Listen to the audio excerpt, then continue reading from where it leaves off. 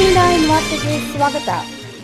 ಬೆಂಗಳೂರಿನ ಥಣಿಸಂದ್ರ ಮುಖ್ಯ ರಸ್ತೆಯಲ್ಲಿರುವ ಸಾಮರ್ ಇಂಟರ್ನ್ಯಾಷನಲ್ ಇಸ್ಲಾಮಿಕ್ ಶಾಲೆಯ ಮಾನ್ಯತೆ ರದ್ದಾಗಿದ್ದರೂ ಅಕ್ರಮವಾಗಿ ದಾಖಲಾತಿ ಆರಂಭಿಸಿರುವುದು ಪೋಷಕರಲ್ಲಿ ಹಾಗೂ ಸಾರ್ವಜನಿಕರಲ್ಲಿ ತೀವ್ರ ಆತಂಕ ಹಾಗೂ ಆಕ್ರೋಶ ಮೂಡಿಸಿದೆ.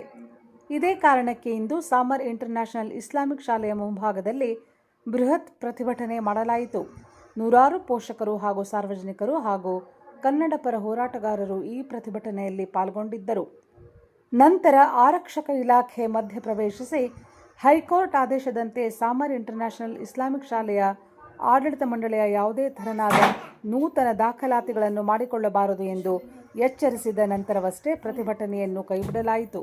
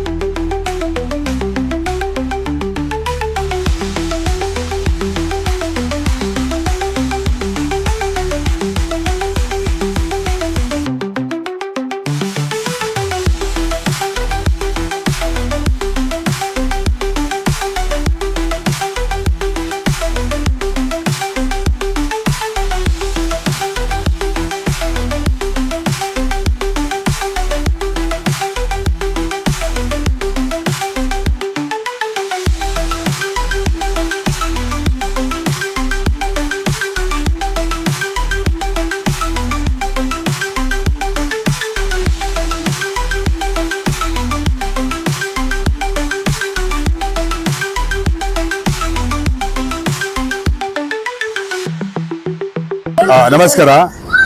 ಇವತ್ತಿನ ಉದ್ದೇಶ, ನಾವು ಇಲ್ಲಿ ಬರೋದು ಉದ್ದೇಶ ಏನಂದ್ರೆ, ನೋಡಿ, ಇವರು ಸುಮಾರು 20 ವರ್ಷದಿಂದ ಮೇಲೆ ನೋಂದಣಿ ಇಲ್ಲ, ಮಾನ್ಯತೆ, ಇವರು ನೋಂದಣಿನೇ ಮಾಡಿಲ್ಲ, ಮಾನ್ಯತೆನೇ ಇಲ್ಲ.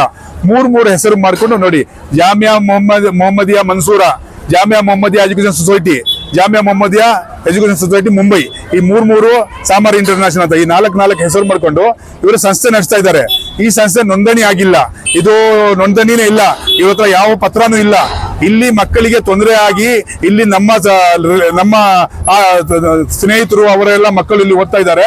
ಅವರಿಂದ ನಮ್ಗೆ ಏನ್ ಗೊತ್ತಾಯ್ತು ವಿಷಯ ಅಂದ್ರೆ, ಇಲ್ಲಿ ಮಕ್ಕಳಿಗೆ ತೊಂದರೆ ಕೊಡ್ತಾ ಇದ್ದಾರೆ, ಚಿತ್ರಹಿಂಸೆ ಕೊಡೋದು, ಇಲ್ಲಿ ಮದರ್ಸಾ ನಡೆಸ್ತಾ ಇದ್ದಾರೆ.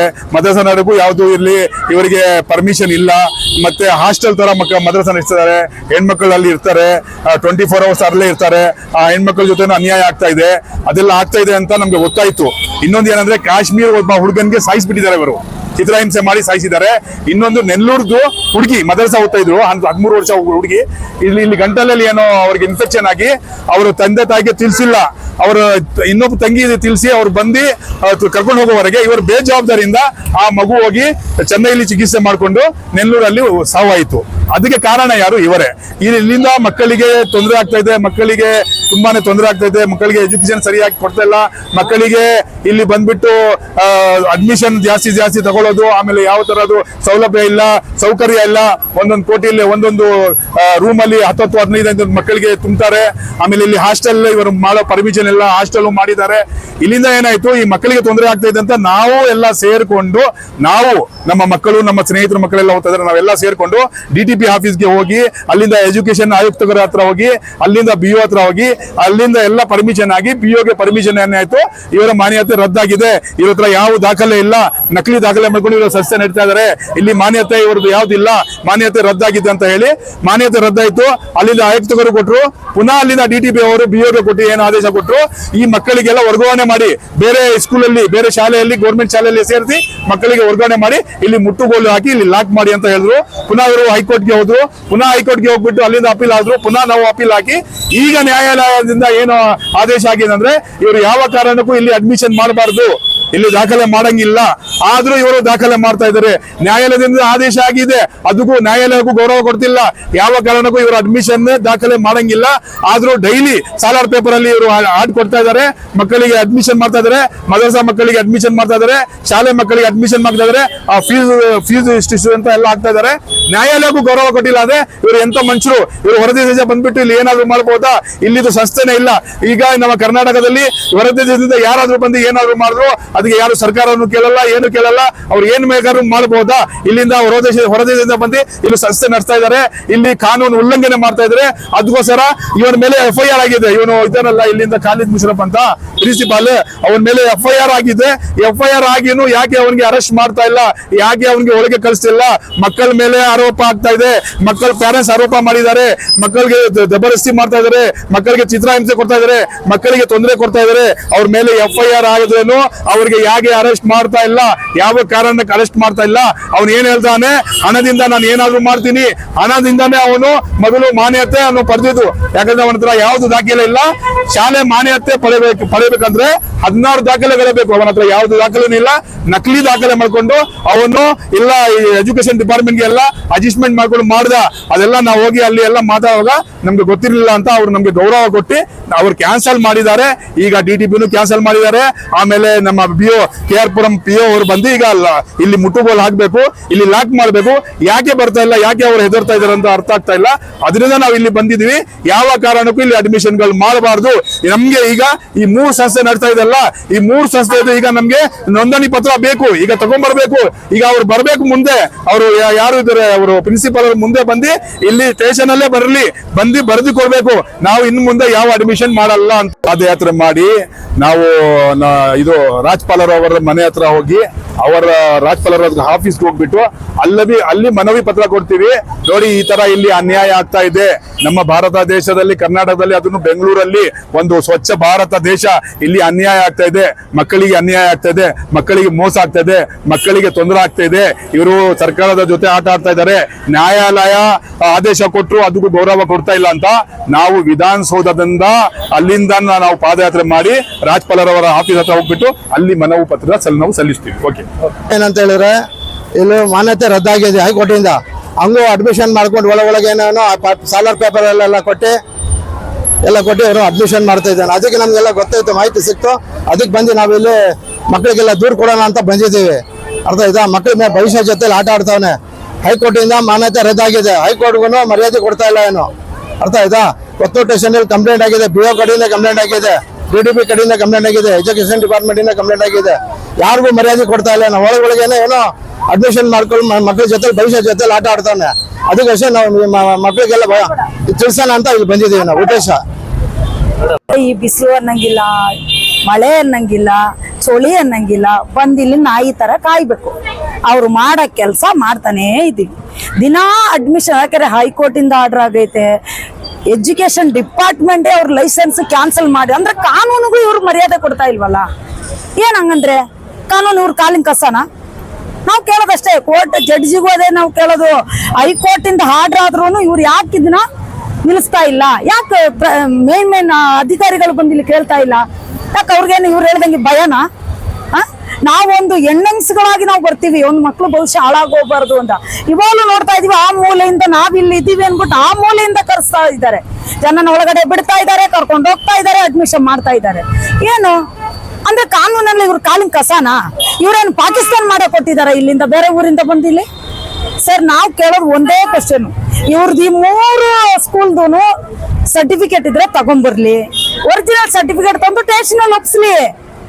ಫಸ್ಟ್ ಇದ್ದ ಸರ್ಕಲ್ ಇನ್ಸ್ಪೆಕ್ಟರ್ ಏನ್ ಮಾಡಿದ್ರು ನಮಗೆ ಬೇಡ, ಇವಾಗ ಬಂದಿರೋ ಮಂಜುನಾಥ್ ಸರ್ ಹತ್ರ ತಗೊಂಬಂದ್ ಕೊಡ್ಲಿ, ನಾವು ಮಾತಾಡ್ತೀವಿ, ಕಾನೂನು ಪ್ರಕಾರನೇ ನಾವು ಹೋಗ್ತೀವಿ, ಕಾನೂನು ಬಿಟ್ಟು ನಾವು ಮಾತಾಡಕ್ ಹೋಗಲ್ಲ. ಮೊನ್ನೆ ಬಂದಿದ್ವಿ ನಾವು, ಇಲ್ಲೆಲ್ಲ ಕೋರ್ಟ್ ನಮ್ ನಂಬರ್ ಹಾಕೊಂಡು ಹೋಗಿದ್ದು, ಆಗ್ಲೇ ಪೇಂಟ್ ಹೊಡೆದಿಕ್ಕವ್ರು. ಇವಾಗ ಒಂದು ಹುಡುಗನ ಹತ್ರ ನಾನು ಮಾತಾಡಿದೆ, ಈ ವಿಷಯನೇ ನಮ್ಗೆ ಗೊತ್ತಿಲ್ಲ ಅಂತೈತೆ. ನೋಡೋ ಮಗ, ಇದ್ರಲ್ಲಿ ಯಾವ್ದು ಒರಿಜಿನಲ್ ಸರ್ಟಿಫಿಕೇಟ್ ಬರಲ್ಲ ನಿಮ್ಗೆ, ನೀವ್ ಯಾಕೆ ಮಕ್ಕಳನ್ನ ತಗೊಂಬಂದಿಲ್ಲ ಆಗ್ತಾ ಇದ್ದೀರಾ? ಯಾವ್ದು ಹೇಳಿದ್ ಇಲ್ಲಿ ಇನ್ನು ಯಾವ ರೂಲ್ಸ್ ಇಡ್ಬೇಕು ಹೇಳ್ರಿ ಸರ್, ನಾವು ಅದನ್ನು ಮಾಡಕ್ ರೆಡಿ ಇದೀವಿ. ಯಾಕಂದ್ರೆ ಒಂದು ಮಕ್ಳು ಭವಿಷ್ಯ ಹಾಳಾಗೋಗ್ಬಾರ್ದು, ಅವ್ರ ಎಜುಕೇಶನ್ ಮಾಡೋದು ಅವ್ರಿಗೆ ಮುಂದಕ್ಕೆ ಅವ್ರ ಕಾಲ ಮೇಲೆ ಅವ್ರು ನಿಂತ್ಕೊಂಡು ಯಾರು ಗುಲಾಮರ್ ಆಗ್ಬಾರ್ದು ಅಂತ ಅವ್ರು ಓದಕ್ ಬಂದಿದ್ದಾರೆ. ಆ ಓದ ಎಜುಕೇಶನ್ ಹಾಳು ಮಾಡ್ತಾ ಇದಾರಲ್ಲ, ಅವ್ರು ಯಾರ ಇದಾರಲ್ಲ ಸರ್, ಪ್ರಿನ್ಸಿಪಲ್, ಅವ್ರ ಹೆಸರುಗಳೆಲ್ಲ ನಮಗ್ ಬರೋದಿಲ್ಲ. ಬರ್ಲಿ, ಬಂದು ಸ್ಟೇಷನ್ ಕೂತ್ಕೊಂಡು ಮಾತಾಡ್ಲಿ. ಈ ಬಿಸಿಲಾಗ ನಿಂತ್ಕೊಂಡು ನಾವು ಒಣಗಂತದೇನು? ಇಲ್ಲಿ ಮಾತಾಡಕ್ ಇದಿಲ್ಲ. ಆ ಸೈಡ್ ನಿಂತ್ಕೋತಾರೆ, ಈ ಸೈಡ್ ನಿಂತ್ಕೋತಾರೆ, 100 ಜನ ಕಳಿಸ್ಕೋತಾರೆ. ಈ ಗೇಟ್ ಅಲ್ಲ ಅಂತ 4 ಗೇಟ್ ಮಾಡಿದ್ದಾರೆ. ಆ 4 ಇಲ್ಲಿ ಹೋರಾಟ ಮಾಡಂಗಿಲ್ಲ, ನೀವ್ ಇಲ್ಲಿ ಕೇಳಂಗಿಲ್ಲ, ನೀವು ಪೇರೆಂಟ್ಸ್ ಬುದ್ಧಿ ಹೇಳಂಗಿಲ್ಲ ಅಂತ. ಎಷ್ಟೋ ಪೇರೆಂಟ್ಸ್ ಗಳು ಹೋಗಿ ಸ್ಟೇಷನ್ ಕಂಪ್ಲೇಂಟ್ ಕೊಟ್ಟಿದ್ದಾರೆ, ಯಾಕೆ ಆಕ್ಷನ್ ತಗೋತಾ ಇಲ್ಲ? ಏನ್ ವಿಷಯ ಅಂತ ಗೊತ್ತಾಗ್ಬೇಕಲ್ಲ. ನಾವ್ ಇದನ್ನು ಕೇಳ್ತೀವಿ, ಓ ನಿಮ್ಮ ಹತ್ರ ಒರಿಜಿನಲ್ ಸರ್ಟಿಫಿಕೇಟ್ ಅದ, ಎಜುಕೇಶನ್ ಡಿಪಾರ್ಟ್ಮೆಂಟ್ ಇಂದ ಕ್ಯಾನ್ಸಲ್ ಆಗೈತೆ, ಕೋರ್ಟ್ ಇಂದ ಕ್ಯಾನ್ಸಲ್ ಆಗೈತೆ, ಎಲ್ಲ ರದ್ದಾದ್ರೂ ಇವ್ರು ಯಾಕೆ ತಿರ್ಗಾ ಮುಂದೆ ಒಳಗೊಳಗೆ ಅದೇನೋ ಎಲ್ಲಿಂದ ನಾವು ಬಂದು ಒಳಗೊಳಗೆ ಏನೋ ಯಾರನ್ನ ನಿಂತ್ಕೊಂಡು ತಲೆ ಹಿಡಿತಾರೆ, ಇವ್ರ ಜೀವನನ ತಲೆ ಹಿಡಿಯೋ ಕೆಲಸನೇ ಮಾಡ್ತಾ ಇರೋದು. ಆ ಮಕ್ಕಳಿಗೆಲ್ಲ ಅಷ್ಟೆಲ್ಲ ಎಫೆಕ್ಟ್ ಆದ್ರೂ ಯಾರು ಬಂದು ಕೇಳೋರಿಲ್ಲ. ನಾವು ಕೇಳಕ್ ಬಂದ್ರೆ ನಮ್ಗೆ ನ್ಯಾಯ ಒದಗಿಸ್ಕೊಡ್ತಾ ಇಲ್ಲ. ಎಲ್ಲಿಗೆ ಹೋಗ್ಬೇಕು? ಸಿದ್ದರಾಮಯ್ಯ ಅವ್ರ ಹತ್ರ ಹೋಗ್ಬೇಕು, ಅಲ್ಲಿಗೂ ಹೋಗಕ್ ರೆಡಿ. ನಾವು ಗೌರ್ಮೆಂಟ್ ಹತ್ರ ಹೋಗ್ಬೇಕು, ಅಲ್ಲೂ ಹೋಗಕ್ ರೆಡಿ. ಇಲ್ಲಿ ಏನು ಕೋರ್ಟಿಗೆ ಹಾಕಿದ್ದಾರೆ ಪಾಪ. ನಾವ್ ಹೇಳೋದು ಯಾರ್ದು ಅಲ್ಲ, ನಾವ್ ಹೇಳ್ತಾರೋದು ನಿಮಗೆ ಕಾನೂನು ಪ್ರಕಾರ ಏನೈತೆ ಅದನ್ನ ದಾಖಲೆ ತಗೊಂಬಂದು ಸ್ಟೇಷನ್ ಕೂತ್ಕೊಳ್ರಿ. ಇದು ದಾಖಲೆ ನಮ್ಮ ಹತ್ರ ಒರಿಜಿನಲ್ ಐತೆ, ನಾವು ಈ ಕೆಲಸ ಮಾಡ್ಬೋದು ಅಂತ ಅವ್ರು ಹೇಳಿ. ಅದು ಇಲ್ಲ, ಇದು ಇಲ್ಲ, ತಿರ್ಗಾ ಅಡ್ಮಿಷನ್ ಮಾಡ್ತಾನೆ ಇದಾರೆ. ಮೊನ್ನೆ ಹೋಗಿ ನಾವು ಸ್ಟೇಷನ್ ಕಂಪ್ಲೇಂಟ್ ಕೊಟ್ಟಿದೀವಿ, ಸರ್ ಹಿಂಗ ಅಡ್ಮಿಷನ್ ಮಾಡ್ತಾ ಇದ್ದಾರೆ ಅಂತ. ಅದನ್ನ ರದ್ದು ಮಾಡಿದ್ರು ಸ್ಟೇಷನ್ ಒಪ್ಕೊಂಡ್ ಬಂದಿದ್ದಾರೆ. ಇನ್ನು ನಾವು ಅಡ್ಮಿಷನ್ ಮಾಡಲ್ಲ ಅಂತ ಇವಾಗ ಪೇಪರ್ ಅಲ್ಲಿ ಹಾಕಿದ್ದಾರೆ ಅಡ್ಮಿಷನ್ ಅಂತ, ನ್ಯೂಸ್ ಅಲ್ಲಿ ಹಾಕಿದ್ದಾರೆ. ಹೋಗ ಪೇರೆಂಟ್ಸ್ ಹತ್ರ ಹೇಳ್ತಾ ಇದ್ದಾರೆ. ಏನ್ ಮಾಡ್ಬೇಕು ಅವಾಗ? ಹಂಗಂದ್ರೆ ಇದಕ್ಕೆ ನ್ಯಾಯ ಸಿಕ್ಕಲ್ಲ ಅಂತನಾ? ಇವ್ರದೇ ನಡೆಸ್ಬೇಕ ಇಲ್ಲಿ? ಅಂದ್ರೆ ಒಂದು ಚಿಕ್ಕ ಪಾಕಿಸ್ತಾನ ಮಾಡ್ಬಿಡಕ್ ಹೇಳಿ, ನಮಗೆ ನ್ಯಾಯ ಕೊಡ್ಸಿ ಸರ್, ಅಷ್ಟೇ ಕೇಳೋದು ಸರ್. ಇದನ್ನ ನಾವು ಇಲ್ಲಿ ಇವಾಗ ಸುಮಾರು ಜನ ಬಂದು ಇಲ್ಲಿ ಕೂತಿದೀವಿ. ಮಕ್ಕಳಿಗೆ ಅನ್ಯಾಯ ಆದ್ರೆ ನಾವ್ ಎಲ್ಲಿ ಗಂಟ ಹೋರಾಟ ಮಾಡ್ಬೇಕು, ಅಲ್ಲಿ ಗಂಟ ಉಗ್ರ ಹೋರಾಟನೇ ಮಾಡ್ತೀವಿ. ಯಾಕಂದ್ರೆ ಇದು ಸತ್ಯ ಅಲ್ಲ, ನಿಜ ಸುಳ್ಳಿನ ಸತ್ಯ ಮಾಡ್ತಾ ಇದ್ದಾರೆ. ಅದಕ್ಕೆ ಜನಗಳು ಸಪೋರ್ಟ್ ಮಾಡ್ತಾ ಇದ್ದಾರೆ.